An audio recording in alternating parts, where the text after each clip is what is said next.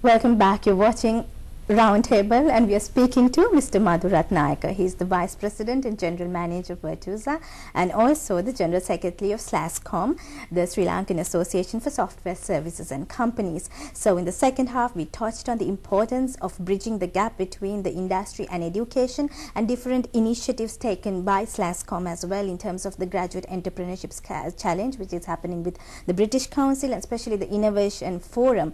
And he insisted on the importance of starting an innovative and eco-friendly framework that will also have a lot of potential for the IPO, BPO industry. So starting from there, Madhu, I wanted to ask you, when a new entrant is coming into this IPO sector, do you have any advice to those new entrants to the field? Right.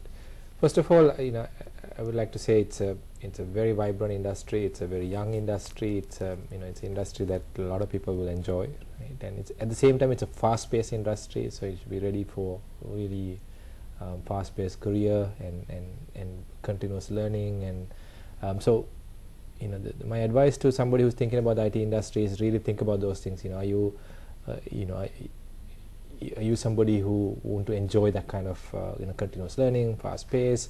At the same time, obviously, you will have very good remuneration and salary and so forth. So it's a lifestyle. This industry is really about a choice, lifestyle choice, where what you want to do, and it's almost get you into a very high thinking pattern. You get into a level that you can really become a global player very, very quickly, right? Because you will be dealing with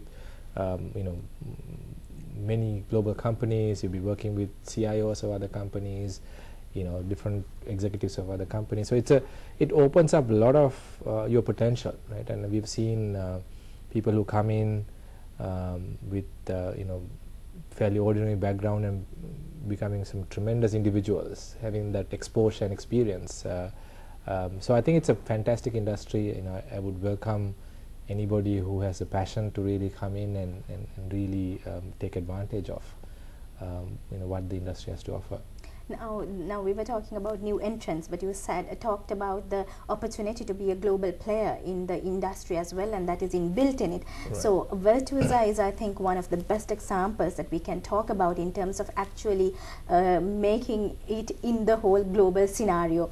So do you want to talk about Virtusa as a success study from the point it started actually in a backyard or a garage from that point onwards? Yeah, I think it's a story worth talking about. Our CEO, Chris Kanakaratna, and his partners started the company right out of his house backyard in the garage 10 years ago. And there are a few of us who working here, and Chris was working out of US in the Boston. So he started sending us a little bit of work from some of the one small client that he had, and we started very small, and there was very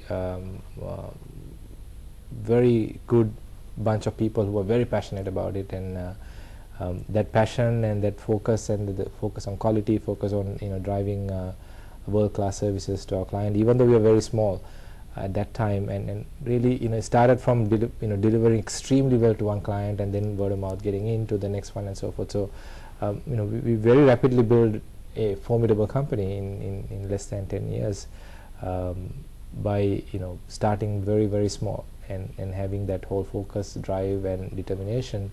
And obviously we went through great .com boom. There were a lot of growth happening, and then .com bust. A lot of challenges, and then obviously global economic bankrupt, and then global recession. And we're just coming out of that. So I think we've been able to build a very resilient company, very stable, resilient company over time.